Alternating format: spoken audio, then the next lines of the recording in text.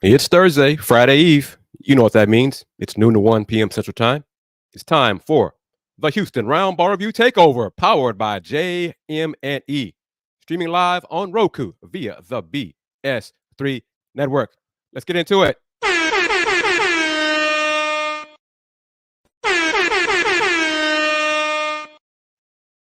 Welcome again. I am KG Kris Gardner, owner of the Houston Roundball Review, local name, global perspective. I'm trying to squeeze in a lot in these 55 minutes of info, comments, hopefully from the fans who are watching me on Facebook, Musk,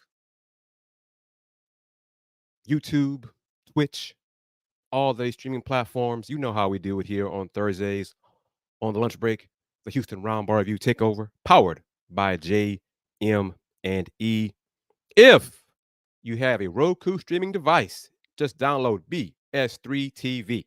If not, just go to bs3network.com or bs3tvlive.com. Get this out the way Monday evening. As expected, as I thought, the Rockets would destroy my woeful Detroit Pistons. They did so. 136-113. Dropped a 47-piece on them in the third quarter. Detroit's defense is a rumor. It's a myth. It's a missing person group. Their defense is awful. It's awful. Awful. Awful. Dr. Maisha, how are you? Thank you for watching on Facebook. A lot to discuss. This Saturday, Big 12 men's basketball action. Game 1, weekend 1. The Houston Cougars' first Big 12 basketball game versus West Virginia. Going to talk about that momentarily. So don't flip that button on your phone, your TV device, whatever. I'm going to talk about some NCAA ESPN news first, then get to H-Town, hoops, basketball. You know how I do it here on the Takeover. But earlier Thursday, there's some big news.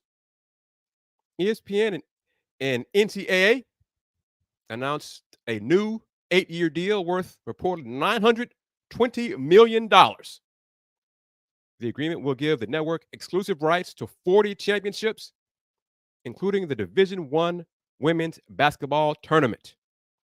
Doc, reportedly, the deal has an average annual value of $115 million, an increase of more than 300% per year.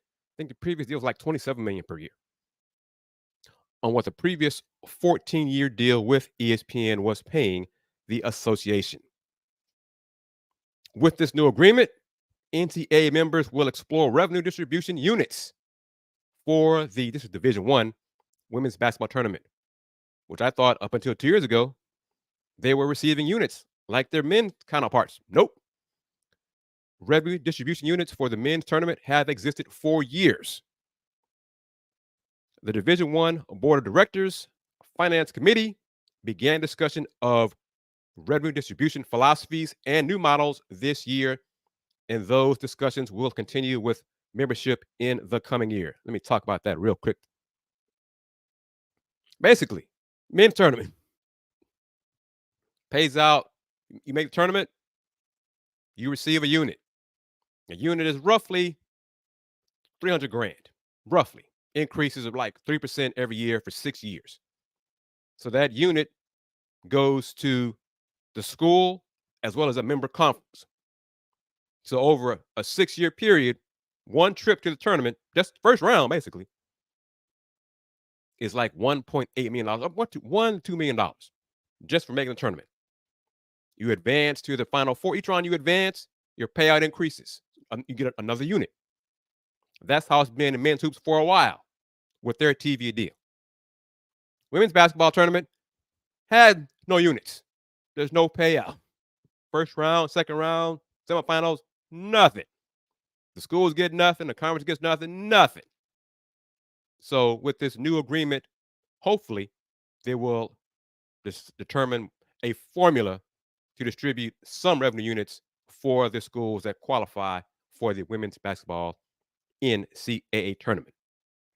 Back to the press release, the announcements. The 40 NCAA events included in ESPN's new 8-year agreement include the men's championships, soccer, football on the FCS level, Division II, Division III, cross country, water polo, indoor track and field, swimming and diving, wrestling, ice hockey, gymnastics, fencing, volleyball, lacrosse, outdoor track and field, tennis, baseball, and basketball, including the Division II semifinals and D3 semifinals and championship.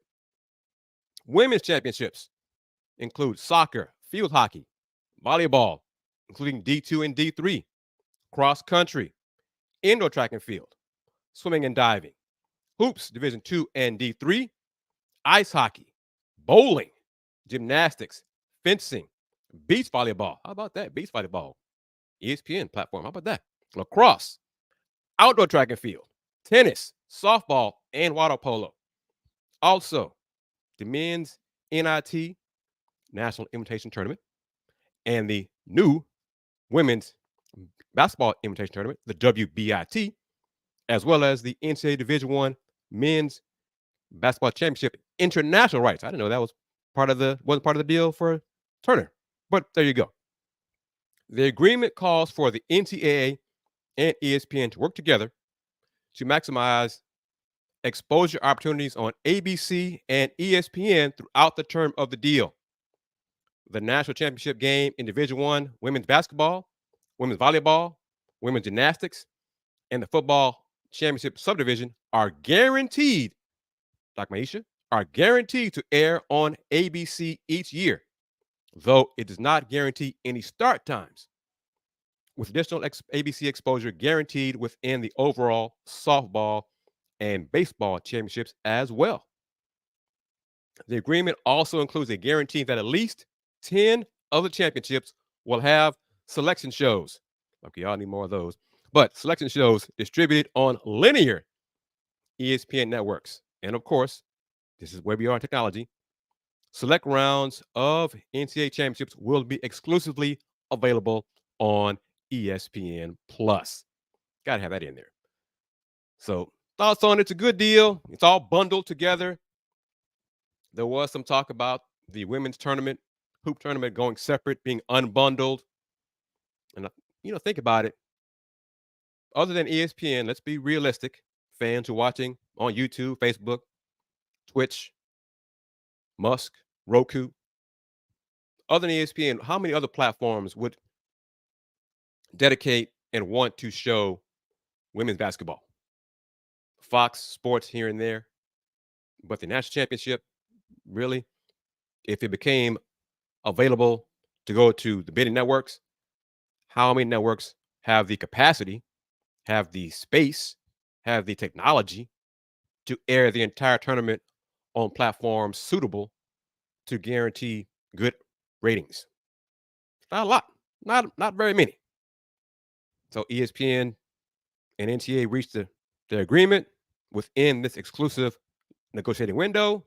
They kind of did something similar to what not quite, what Commissioner Yormark did with the Big 12. He didn't want to go to market like the Pac-12 did, and y'all know how that happened, how that ended up. But yes, so it's a big deal there. Kudos to the NCAA and ESPN. ESPN tournament, women's tournament will be on ABC, the championship game. I think this year, April 5th, April 7th, Sunday the 7th. The game will be on 2 p.m. on ABC. So not prime time yet, but 2 p.m. on ABC. Small steps forward. Okay. You saw a little teaser there. Basketball schedule for my Cougars, my alma mater. Always first on the show, on the takeover. I'm a proud UH alum. Men's hoops, 13-0. Last game, December 30th. Beat Penn, 81-42. 81-42. Rolled over Penn. This Saturday, Big 12 conference opener for the Cougars, hosting West Virginia. 1 o'clock. Game's going to be on Big 12 now on ESPN Plus. Dr. Maisha, the Houston Cougars women's basketball team has had 2 games in Big 12. They're 0-2. They lost in their home opener, December 30th, 79-71. Texas Tech. Good crowd, almost 2,000 folks. Mostly, probably mostly Texas Tech fans. Wednesday night, January 3rd. Cougs at K-State. K-State is ranked 11th, 12. Final score, 72-38. 72-38.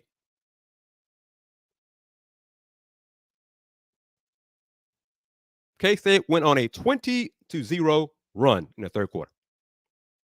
20-0. One more time. 20-0. Excuse me. 20-0.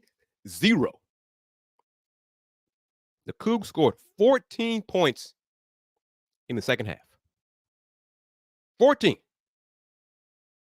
They made 5 of 26 field goals in the second half. They finished the game with 25 turnovers. K-State had 20 turnovers and still won by 34 points. And if you didn't see it, the Cougs' next game at Baylor, top 5 Baylor, top 10 Baylor, this Saturday in Waco. And this is it right here, right there.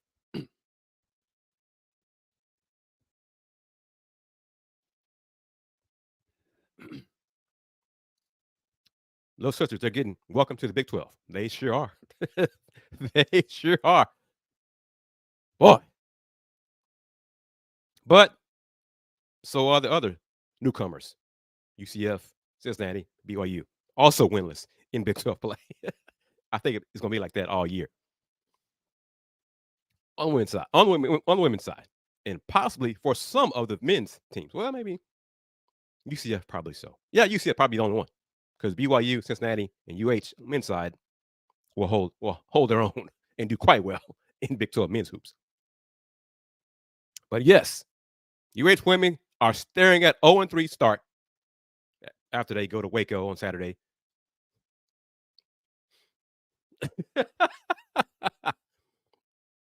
They'll come home from Baylor, come home 0-3 in conference play. Yeah, they'll come home, Miss Wanda, 0-3.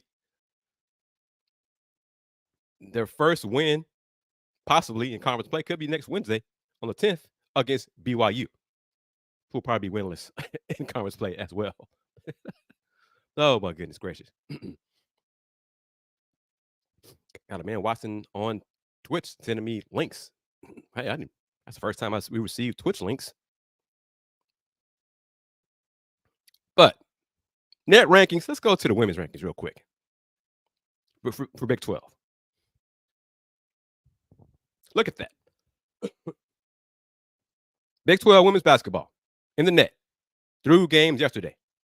Texas 3, Baylor 8, Kansas State 10, West Virginia 20, TCU 28, Iowa State 46, Kansas 54, Texas Tech 56. And let me stop right there. Miss Wanda, Doc Maisha. Cougs lost to Texas Tech by 8 at home last Saturday on December 30th. Texas Tech hosted Texas Wednesday night in Lubbock. Longhorns without their starting point guard, Roy Harmon, for the season due to a torn ACL during pregame against Jackson State last week. Longhorns won in Lubbock by like 20 points. So the Cougs lose Texas Tech in Houston by 8. Texas Tech goes home, face the Longhorns, and lose by 20. Woo! Longhorns come to town next month on Valentine's Day. Boy. Back to the rankings. Women's hoops. Oklahoma, 67. Oklahoma State, 69. UCF, newcomer, 95. BYU, newcomer. 96, Cincinnati, newcomer. 99, and Houston, newcomer. 100. So then 4 newcomers, 95, 96, 99, 100. The other 8, 3 through 69. So you see a gap, 69 to 95. The Little Sisters indeed are being welcomed to the Big 12 in women's basketball. So let's get to the schedule for this Saturday, and then we'll get to the fellas and talk about the Cougars matchup against West Virginia this Saturday, as well as hear some comments from head coach Kelvin Sampson about West Virginia. But first, this Saturday, women's basketball. Look at the records.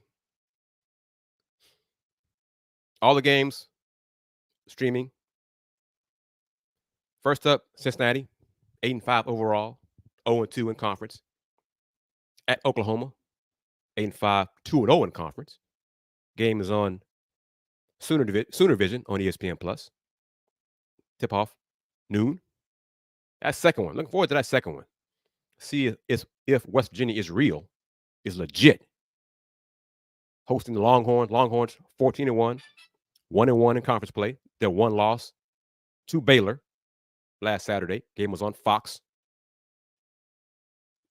I sure can. I will do that momentarily. I will explain the net rankings momentarily. Yes, ma'am. I sure will. Longhorns 14-1 at the undefeated West Virginia Mountaineers, led by J.J. Quinley. 13-0, 2-0 in conference. 1 o'clock. Big 12 now on ESPN Plus. Next, K-State 14-1, 2-0 after thrashing the Cougars last night. At UCF, newcomer, 9-3, 0-2 in Big 12. Also 1 o'clock on Big 12 now, ESPN Plus. As we touched on, the Cougars heading to Waco this Saturday in the new arena that opened up on Tuesday. Baylor undefeated, rolling. Wins over top 5 teams, top 10 teams, undefeated, 2-0 in conference play as well. 2 o'clock. So while we're inside for Tita Center watching the men play. Watch on your phone. The Cougars are doing if you want to. I'm not sure you want to. I don't know about that. But who knows? Excuse me, got tickled today. Kansas at Texas Tech. KU coming off a WNIT championship. Boy, that was last year. This year, 7-6. 0-2 in Big 12. In Lubbock. Against Texas Tech. 12-3, 1-1. 2 o'clock. Big 12 now. Oklahoma State, 8-5. Cowgirls, 1-1 in Big 12 at TCU. TCU coming off a 21-point loss to Baylor on the road. But hosting the Cowgirls this Saturday, 4 o'clock. Big 12 now. Last but not least, Iowa State, women's hoops, Coach Finley. You got a young team, but 2-0 in Big 12. Going on the road to Provo, facing a newcomer, BYU to the conference. BYU looking for their first conference win, 0-2, 5 o'clock on ESPN Plus. Big 12 now, ESPN Plus.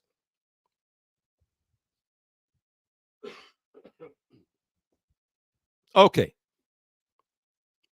Doc asked me to explain the net rankings. It's different from the past. It's not the RPI. It's a ranking. Women's a little bit different than the men committee.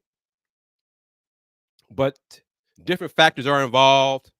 Some different metrics are involved. Margin of victory, location, neutral site, home win, road win. Teams get a little bit more of a bump if you win on the road against a quality opponent. You do winning at home. And I'm going to take a break and drink some water. You're watching the Houston Roundball Review Takeover, powered by JM&E. Be right back in 90 seconds, if not longer.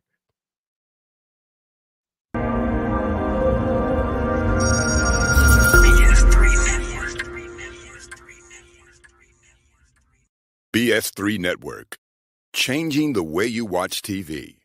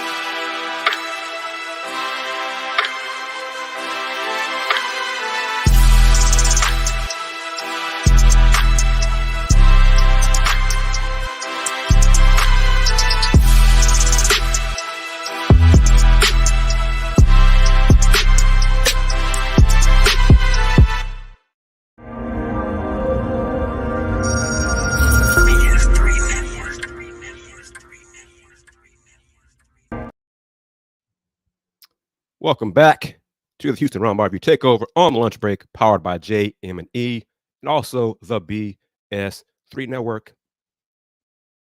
If you have a Roku streaming device, just download BS3 TV.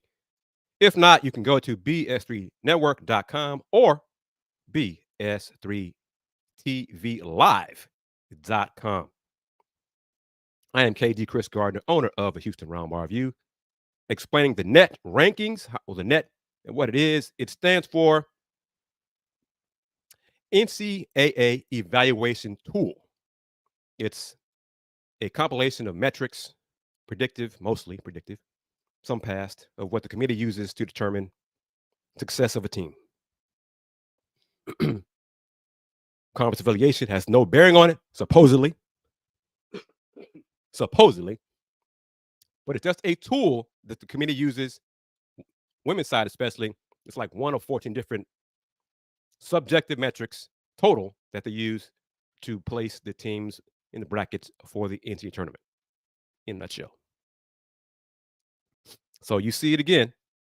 Women's hoops, the 4 newcomers to the Big 12, 95, 96, 99, 100. And it's ranking of all the Division I teams in basketball. It's also available on NCAA.com website. More of an explanation for it there of what it is, how it works, how it's evaluated, compiled, all those good things. Women's basketball was done. Big 12 men's hoops.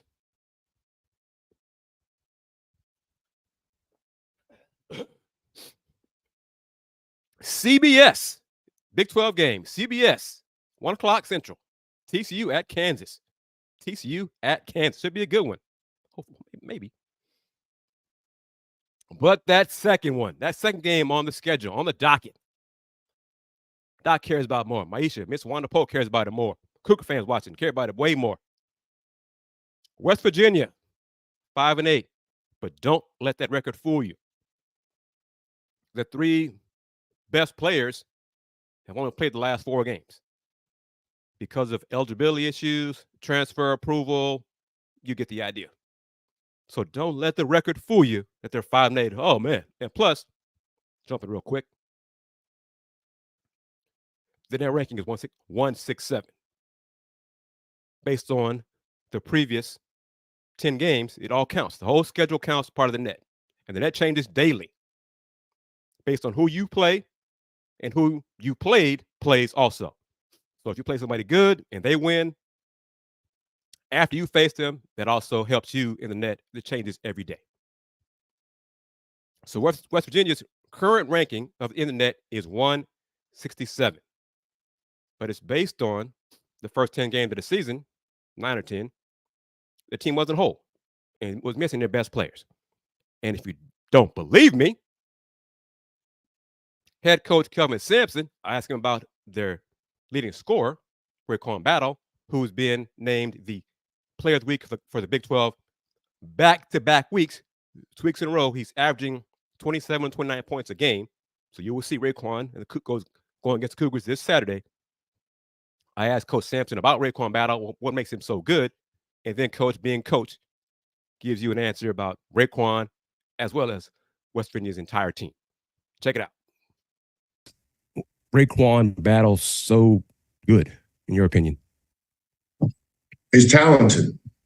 God gifted him with great talent. He's has really, really long arms, 6'5", extremely athletic. He's a good shooter. He's a good scorer. A lot of scorers aren't good shooters. There's a lot of good shooters that are not good scorers. He can do both, and he plays on a team where he's allowed to be a volume shooter. So because of that, he's going to put up big numbers. But he's fearless, and the new coach there, Coach Eilert, has done an unbelievable job of integrating him back into how they play. He's their focal point. And it also helps that they've got a veteran point guard that's played at the highest level and won at the highest level in Kris. So they've got a good team. You know, the uninitiated will look at their record and say, well, they're not that good. Well, that's being lazy. Do your research. They may be the most snake-bit team in America. You know, Battle just got cleared, 4 games ago. Kris, I think, missed the first 9 games. I think that's what his penalty was, if I'm not mistaken. I think I'm right. And then the other kid, Farrakhan. You know, we've talked with some people that said they couldn't believe how good Farrakhan was. So you know, they've got a high level backcourt. And you really can only scout them from their last 3 or 4 games because they've just gotten all their kids back. You know, like I said, they've been snake bit. And they still have their center out who is recovering from a broken wrist. So this team's been snake bit. They've got everybody back. They just took Ohio State to overtime. And then when you watch them play, the thing that jumps out is how good they are individually as players. They've got high-level talent. They've got a 4-man that's the perfect glue guy in Slazinski. Does a little bit of everything. Smart, tough, can shoot it, can put it on the floor, can pass. They got the big kid. We played against him actually when he was at Connecticut, Aycoke. And then the big kid came off the bench, Sumnick, who was their best pick against Ohio State, really helped them down the stretch there. So very talented team. You know, we'll have our hands full with this.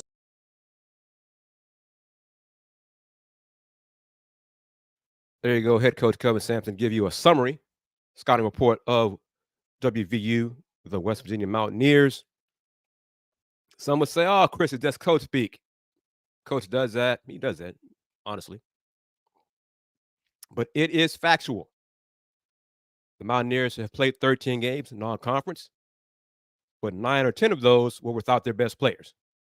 Their best players, most of them will be back, are back, and will face the Cougs this Saturday, tip-off 1 o'clock inside the house of Fertitta.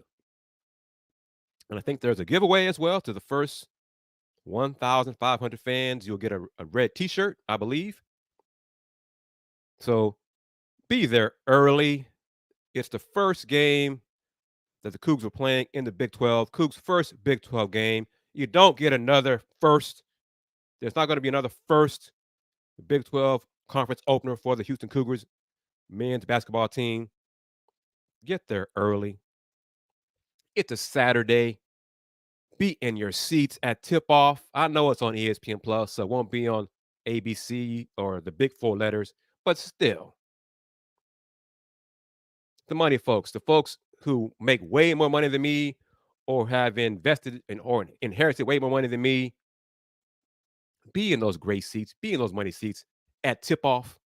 Please, please. Should be a good game. Yes, it's a home game. The Cougs should win it. Clearly, it's a home game. But don't let the Mountaineers' record of 5-8 fool you. Coach Sampson gave you the reasons why they're 5-8. They've been without 3 of their best players for most of the season until the last week or so. So, Cougs, West Virginia, 1 o'clock, H-Town. Game on Big 12 now on ESPN Plus. And, of course, if you have not subscribed to ESPN Plus, you can go to the Houston Roundball Review website and click on the links there to subscribe. I'm a website affiliate, so I do receive a nominal commission for those who sign up to ESPN Plus, Disney Plus via my website. Back to the schedule. Baylor, 11-2 in Stillwater. Oklahoma State, 8-5. Oklahoma State, boy, coach needs to do some things there. Kind of turn things around, cool off his seat. His seat kind of warm up there. Coach Mike Boynton. 2 o'clock on Big 12 Now, ESPN Plus. Iowa State, 11-2 in Norman. against the Sooners. Sooners 12-1. 5 o'clock. Sooner Vision, ESPN Plus. In the last 3 games on the schedule for the men's hoops, for Big 12 men's hoops, all on ESPN2. It's a little bit different than being an American. When you have one game on ESPN2, one game maybe on ESPNU, and maybe every once in a while, Houston or Memphis were on ESPN. Last 3 games this Saturday, ESPN2 on the Deuce. UCF, 9-3, one of the newcomers. Manhattan, Kansas, at K-State, 10-3, 5 o'clock on the Deuce. Texas Tech, at the Longhorns in Austin, both teams 11-2, 7 o'clock on the Deuce. And last but not least, a battle of 2 of the 4 newcomers. Cincinnati, 11-2, at BYU. BYU is one of the surprises of men's basketball this season. 12-1. I think BYU was picked to finish 13th in the coaches poll this year, Big 12 conference play. 13th. BYU, 12-1. BYU in the net, Doc. Look at that. Number 2 in the net. What they did non-conference. Number 2. Number 1, of course, Houston. Houston has 4 quad 1 wins. Now, the men's side, a little bit different. I'll get back to this in just a second. But the net rankings for the men's basketball, quad 1, quad 2, quad 3, quad 4. Quad 1 basically is 1 to 50, basically. And then part of that quad 1 divided up into quad 1A and quad 1B. 1A is 1 to 25, 1B is 26 to 50. You win at home over a quad 1 team like BYU. If Houston beats BYU, it's 1 versus 2. So that's a quad 1, 1A matchup, basically. Okay. Quad 3, quad 4. Quad 3 is roughly 101 to 150, roughly. And 151 and above is quad 4. West Virginia, for right now, is a quad 4. I believe that's correct. At 167. I think that's right. So, conference play until the tournament, the conference championship, either home or road games. And then the conference championship will be all neutral site matchups. And that all takes into account part of the net rankings. Your net ranking will change based on you have a neutral site win, a neutral site loss, a road win, road loss, home win, home loss. If the Cougs lose at Kansas 11 in the net, that's a road game for the Cougs. It won't hurt them in the net rankings very much, as opposed to if the Cougs lost at home this Saturday to West Virginia because of where West Virginia is ranked in the net. It'd be a bad loss for the Cougars to lose to a team ranked 167 as opposed to losing to a team ranked 11 on the road.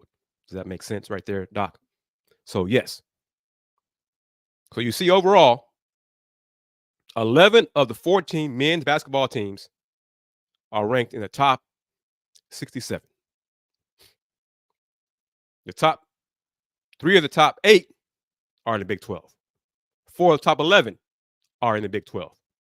5 of the top 17 are in the Big 12. 6 of the top 30 are in the Big 12. You get the idea. Big 12 men's basketball ain't no joke. Big 12 basketball is, top to bottom, the best conference in men's basketball. And notice what I said, top to bottom. I know the Big East is very top heavy. UConn, reigning champs, Marquette, Creighton, I know that. But then going into DePaul and those others down there at the bottom, wider range there. SEC has a lot of teams in the bracketology for the tournament. Big 12's head-to-head matchups with the SEC record, I think it was like 14-3, something like that, in favor of the Big 12. you get the idea. Yeah, Big 12 men's basketball, top to bottom, is the best conference in men's college basketball. And yes, Doc is full of comments today, and I like it. Keep them coming. Keep them coming. And of course, let me do this real quick. Let me see if I can do this correctly. Give her a salute and a thank you for her comment, taking time to watch the show as well as comment on during the show. Thank you very much.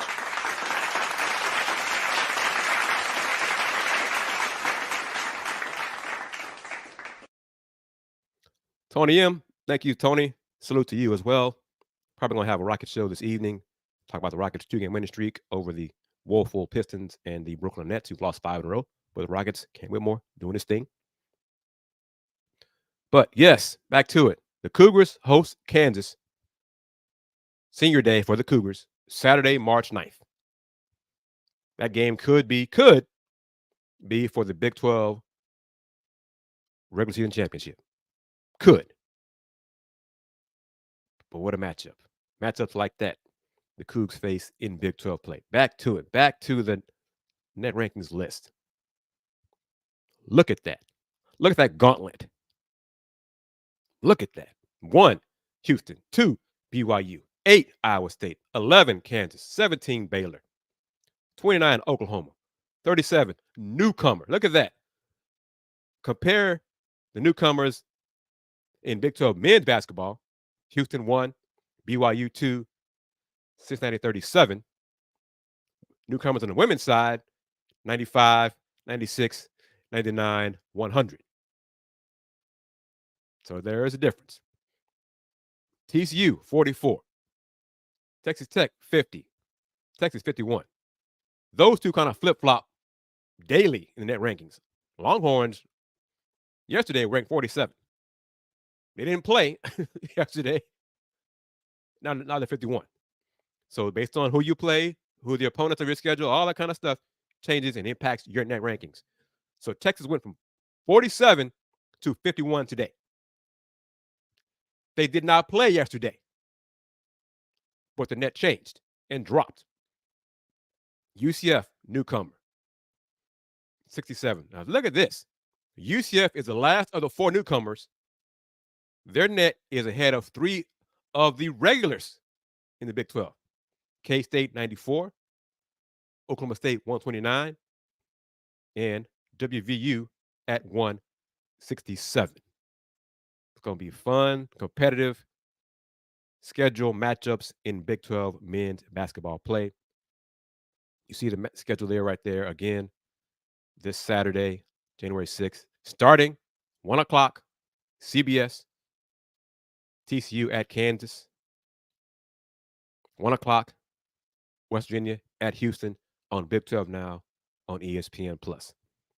Full slate of action. All 14 teams, men's teams are in action on Saturday, and all 14 teams, women's Big 12, are in action on Saturday. You're watching the Houston Roundball Review Takeover, powered by JM&E, streaming live on Facebook, YouTube, Twitch, Musk, and of course, Roku via the BS3 network. I'm going to jump around to the final slide. Thrillo, big Thrillo, hope you're watching or watching later on. The SWAC tips off their HBCU Go matchups this Saturday. 8 weekends during SWAC play, starting this Saturday. All these games, doubleheader.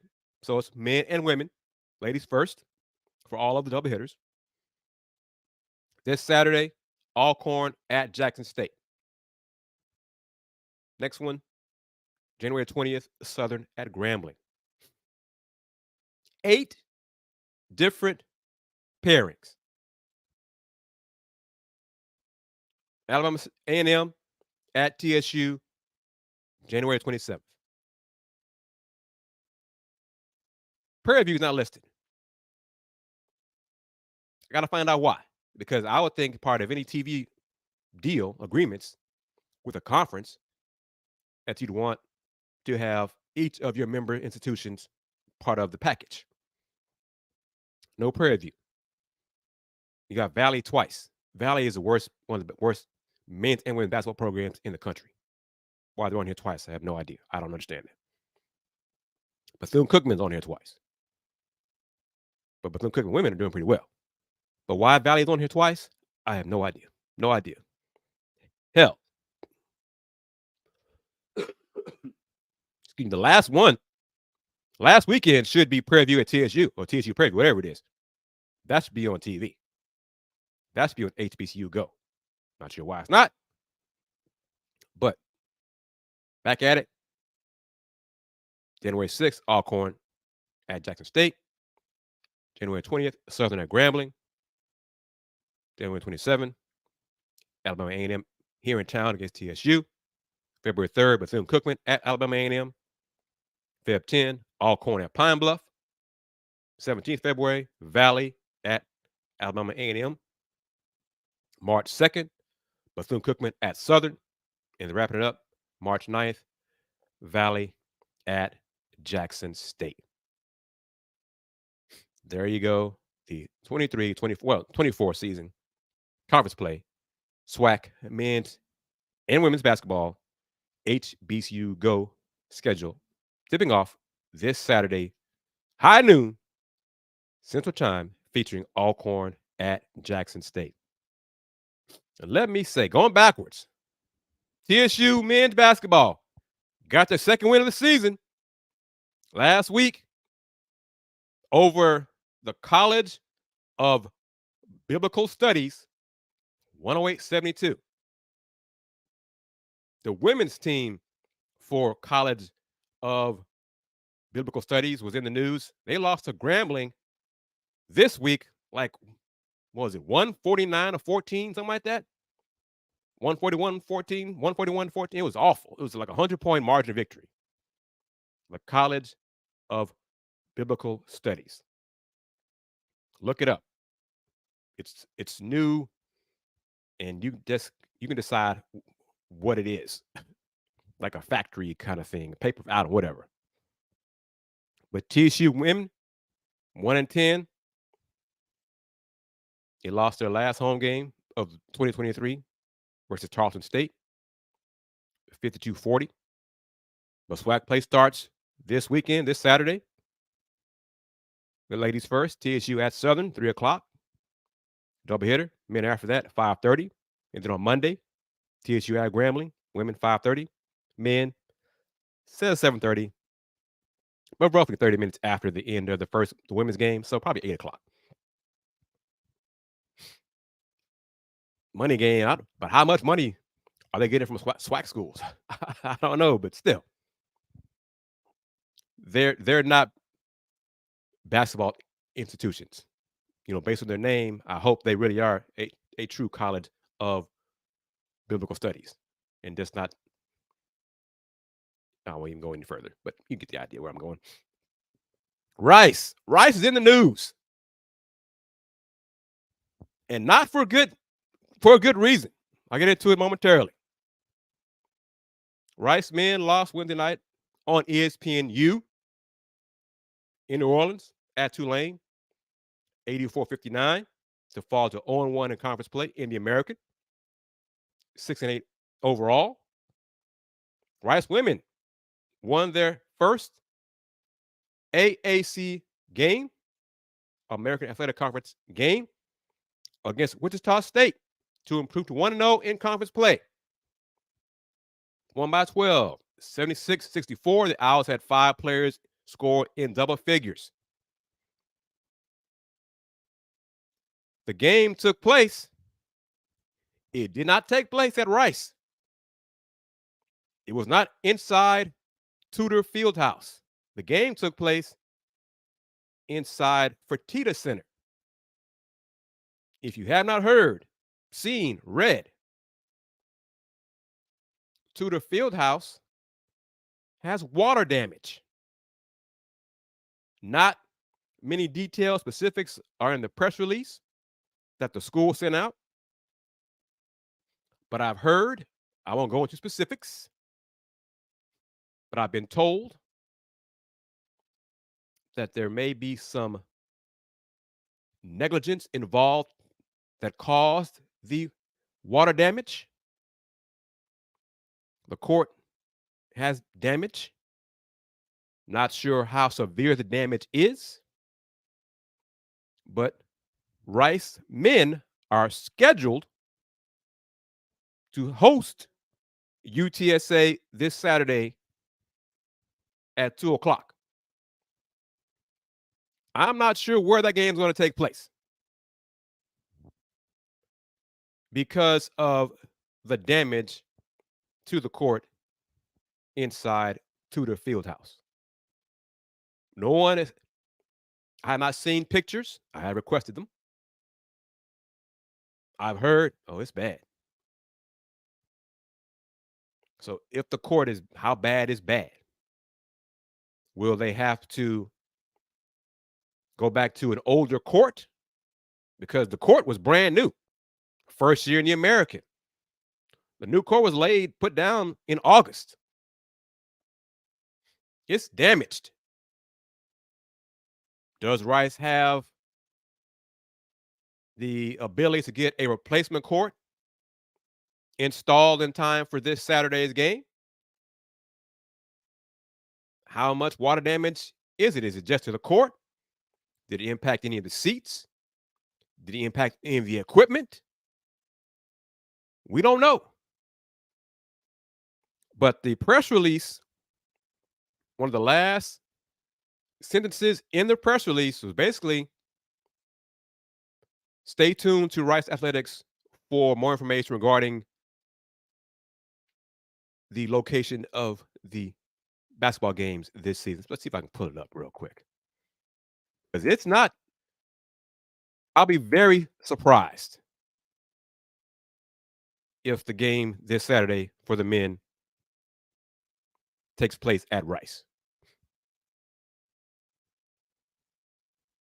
Status of future home games for Rice will be determined at a later time.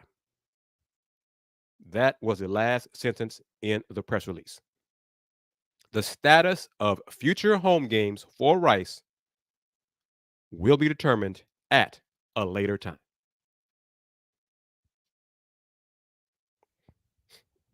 All Rice basketball games, home games, road games as well in the American, are scheduled to be aired on ESPN Plus. So Rice has to, locally, go to have a facility, a replacement that has ESPN Plus set up. That's not TSU. HCU has it, but it's HCU. It's kind of far away, smaller venue. We all know Fertitta Center has it, but the Rice UTSA game is scheduled at 2 o'clock this Saturday. Well, UH men are playing West Virginia at 1 o'clock. So will that Rice game be moved to later on in the evening if it has to go over to Houston? Could it be a 7 o'clock start? What is going to take place? What is going to happen? Again, Rice, the status of future home games for Rice will be determined at a later time. Rice women, their second game of conference play will be Sunday on the road in Dallas against SMU. So it won't be an issue for them for their next home game. But Rice men, that game against UTSA, not sure it's going to take place at Rice. So stay tuned. You might get emails, see posts on social media about the location for that Rice Owls men's game against UTSA. Heck, it wouldn't surprise me if it's rescheduled for Houston, for Fertitta Center, Saturday evening or Saturday night. Who knows? Prairie View men, Losing streak. Lost at UTSA 103-89 on the 28th of December. Then lost at Texas A&M by 25 on December 30th. But they're starting swag play on Saturday. PV women coming off a win, blasted Wiley College 107-32. Wiley College is legit historical college, unlike the College of Biblical Studies. But PV will be on the road this Saturday, women first at Grambling, 2 o'clock. Men after that. And then Monday in Baton Rouge at Southern, women first, 5:30. Men after that, 8 o'clock. HCU. Men, 2-9. Begin Southland Conference play this Saturday. Home against Nichols. Another reason why the Rice men can't play at Sharp Gym, because the men's game is at 3:30. Women had their first Southland Conference game. They lost on the road in Corpus to A&M Corpus Christi, to the Islanders. Lost by a score of 73-49. Their next game this Saturday, they're going to host Nichols. 1 o'clock inside Sharp Gym. Game can be seen on ESPN+.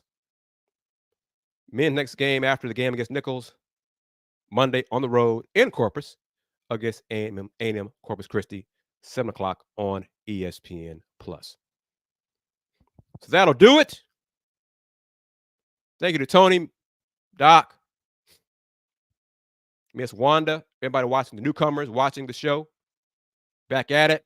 Reminder, the Houston Cougars men's basketball games. Their Cougs' first Big 12 conference opener this Saturday in H-Town against West Virginia. 1 o'clock tip-off. It's, I believe, a red out. As Doc says right here, it's a red out. So Coug fans, wear your red. The first 1,500 fans will receive, in attendance, will receive a red T-shirt. Get there early. Heck, I don't know about the weather forecast, but, 1 o'clock start on a Saturday. Do some tailgating. It's tradition. Tailgating is a thing for football. Let's make it a thing for basketball on the weekend. Do some tailgating. Set it up. Cougars are in the big time now. It's big time basketball. Big 12 basketball. Tailgate.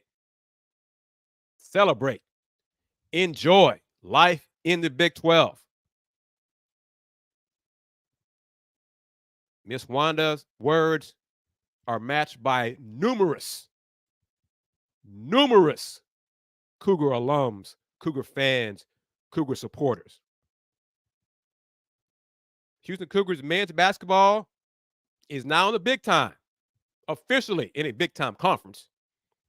They're nationally relevant, have been for a while, unlike their female counterparts, who, if you missed it, lost Wednesday night to K-State, 72-38 on the road to the Wildcats, scoring a grand total of 14 points in the second half in the loss to K-State. Houston Cougars women's team is 0-2 in the Big 12. Their third conference game this Saturday in Waco against Baylor. Undefeated Baylor. One of the best teams in the country, Baylor. So the Cougs are probably going to be 0-3 women's hoops in Big 12 play. But men's hoops, lastly. Houston Cougars men's hoops, 13-0, hosting West Virginia, who has their best players now, their last 4 games. Should be a good one. Should be better than folks think because of it. So thank you for your time. Thank you for your patience. Tony M., barring the tickle monster returning to my throat, I will do a rocket show this evening so I can take the friendly ribbing from my LTHR family, my Let's Talk Houston Rockets kinfolk, for Rockets destroying the sorry Pistons on Monday. It's all good. Subscribe to this channel. Subscribe to the Houston Roundball Review on YouTube. Crossed 7,000 on YouTube a few days ago. 7,000. Now at more than 10,000 on the various social media platforms. So if you want to advertise on all these shows that the Roundball Review does, The Takeover, Let's Talk Houston Rockets, Folks Talking Sports, email me for more info at kgardner@thehrr.com. Wrapping it up. The Houston Roundball Review since 1994. This is 2024. The Houston Roundball Review. Local name, global perspective.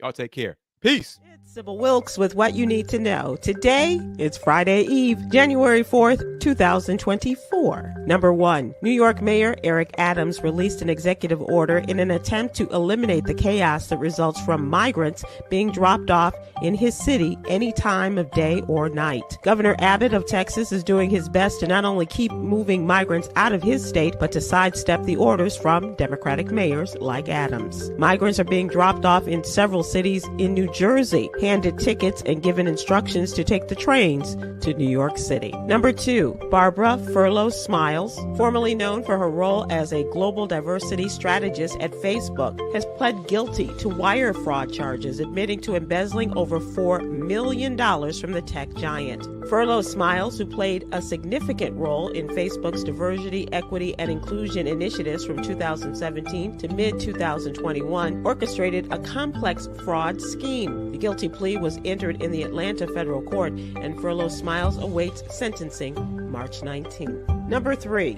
dry skin is often a temporary or seasonal problem, one you experience only in winter or perhaps summer, for example, but the problem may remain a lifelong concern. Hands up here. Although your skin is often driest on your hands, arms, lower legs, and sides of your abdomen, the locations where these dry patches form can vary considerably from one person to the next. The What You Need to Know newsletter, along with our partners at Black Health Matters, give tips on how to keep your skin nice and moisturized this winter. Yes, please. Number 4, the Los Angeles County Sheriff's Department released body camera footage of a deputy-involved shooting of 27-year-old Yanni Finlayson after responding to a domestic violence call that she made at her home in Lancaster, California, December 4th. The police body camera footage shows after police tried to kick the door down, Finlayson answered the door with what appeared to be a knife in one hand. Deputy Ty Shelton then fired 4 shots at the young woman. According to a statement by the LASD, deputies rendered first aid until paramedics arrived. She was later pronounced deceased at a hospital.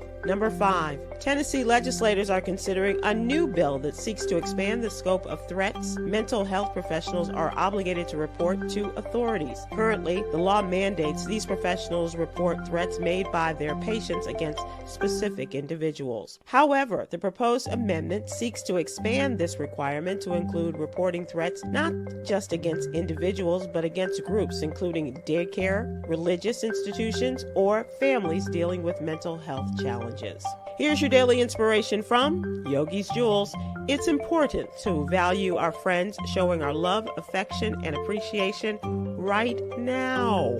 Join me tonight with our mental health and wellness contributor, Aprilette Russell, as we discuss today's top headlines and more. I'm Sybil Wilkes. Be informed, be empowered.